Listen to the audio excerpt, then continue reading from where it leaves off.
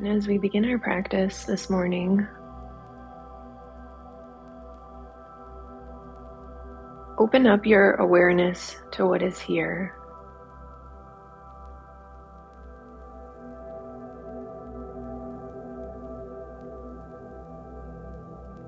Open monitoring for a little bit of time.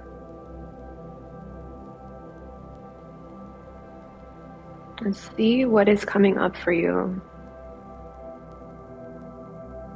As always, we have an opportunity to start with those large experiences: body, breath, mind, heart.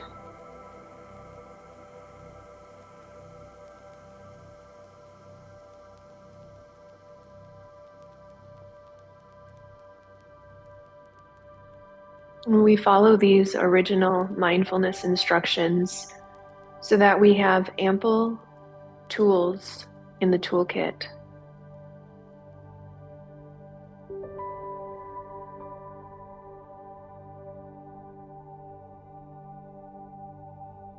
See what's here.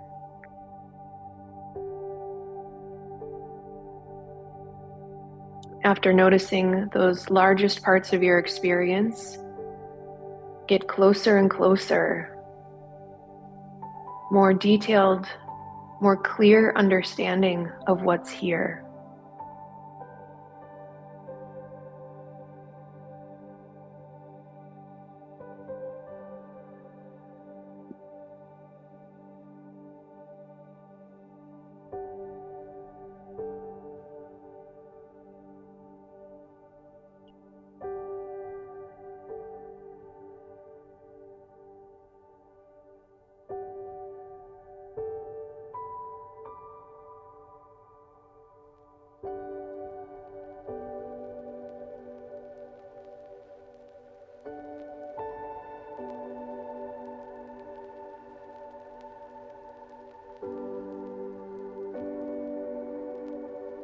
And in my practice this week, I've been noticing, excuse me, that these practices have started to combat the word should.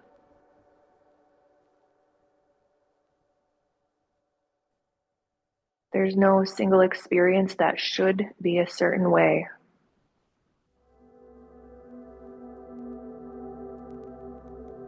Everything is exactly as it is, the accumulation of our past karma, good, bad, ugly. Everything is as it is. And once we start to recognize the truth of our reality, we can start to find a different outcome for the future, different outcome for the present.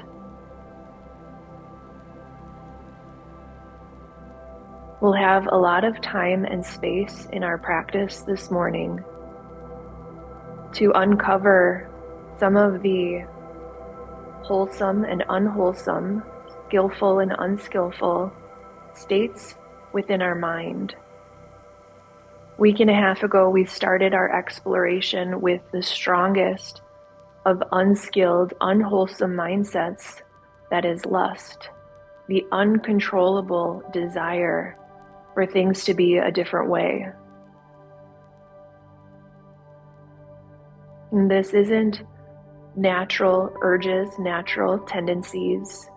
This is the uncontrollable state of mind, grasping, seeking, where lust is in the driver's seat and our true nature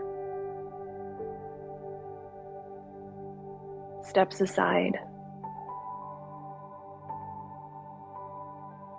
We started to look into aversion. This is the inability to see, either because of speed, mental afflictions, whatever it might be, unskillful mindset of aversion. And then on Tuesday, we started to figure out Once we start to see, delusion may sneak in, colored by our past experience, our trauma, all of the culture, all of the stuff. Delusion is seeing, but with that cloud or that veil, a little disconnected or a lot disconnected from what is actually here. And today, we think about the cluttered or scattered mind. Mind could be cluttered or scattered because of any of these unwholesome states we've been exploring. Lust, delusion. The mind might be scattered because of aversion. Cluttered and scattered are our two focuses, both of which can relax, both of which can be navigated through meditation. Focus is the best cure for both clutter and scattered.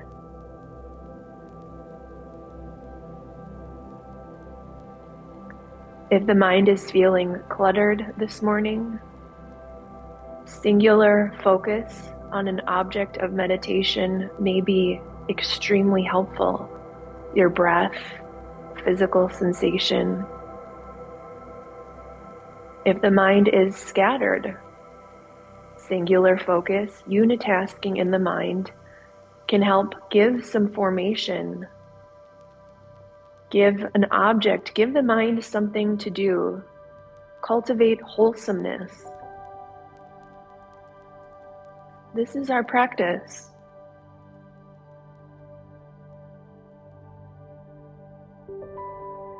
The mind will inevitably default to unwholesome or unskilled mind frames.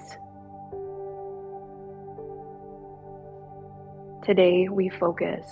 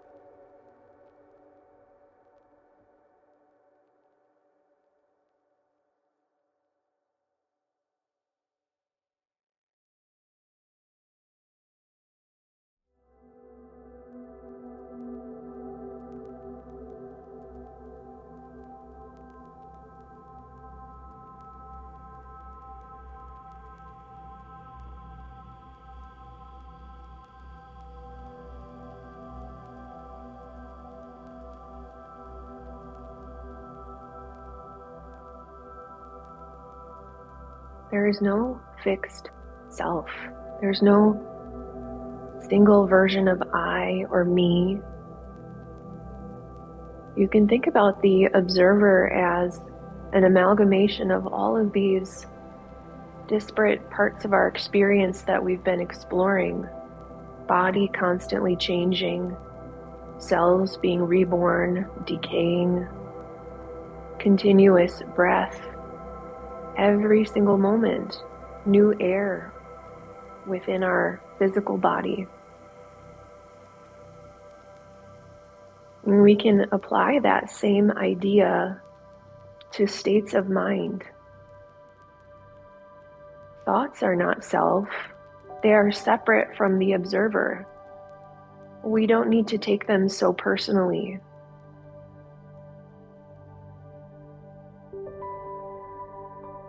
Cramped mind and scattered mind, whatever is here right now, is a result of everything that we're coming to the cushion with this morning.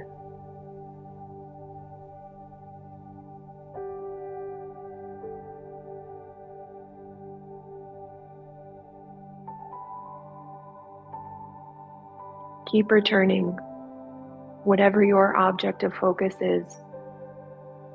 Start to break through the clutter. Start to find structure with scattered mind and come into focus. Sharp, clear focus.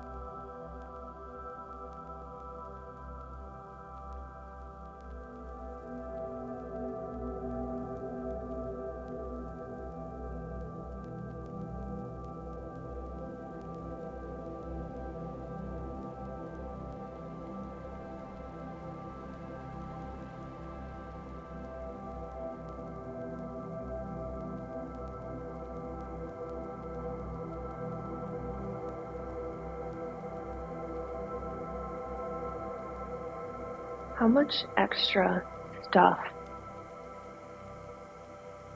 has accumulated in the mind? We are at a time in history like no other. Information availability is infinite. It is incredible.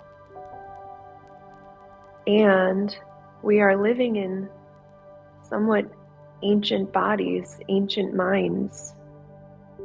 So we need to discern how much we're capable of holding on to before clutter and scattering keeps us away from presence.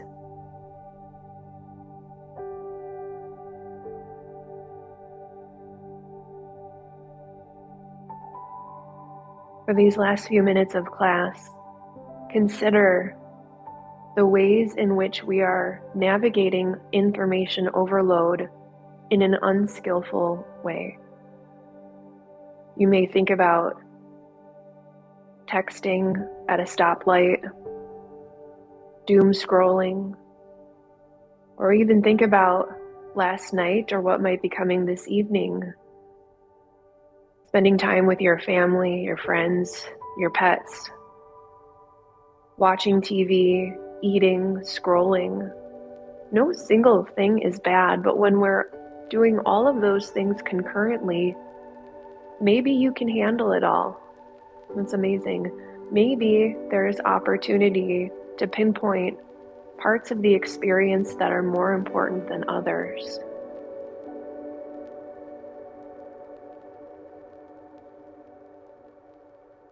Think about that in your day as you maybe work through lunch. Maybe you read emails on one screen, you scroll on another screen, you shove the salad in your mouth. How present are you to the email, to the scrolling, or to even the food that is entering your mouth? There's no one size fits all for this. It's about discerning what's important to you.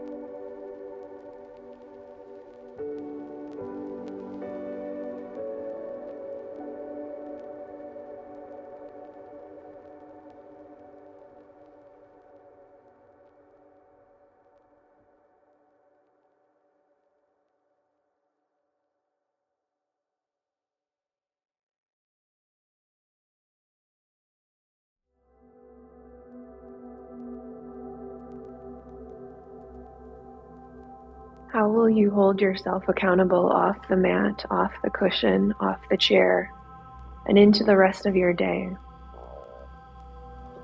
To hold myself accountable, I will publicly commit here to taking off my Apple Watch, going for a walk either by myself or with my husband later today.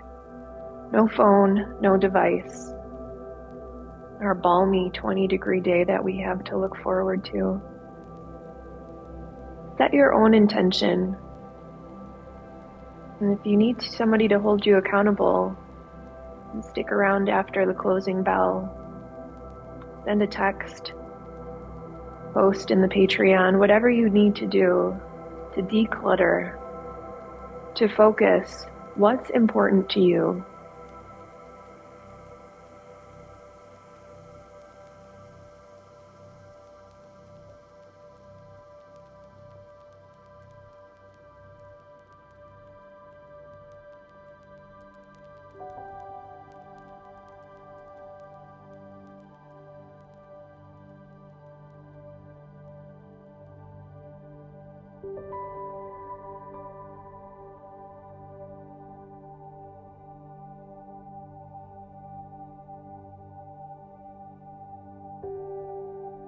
And if it serves you to bring hands to heart center to close practice, maybe slightly tucking the chin towards the chest, we'll close here. And may the merits of this practice be of benefit to all sentient beings, ourselves included in the circle of compassion. And thank you for your practice this morning.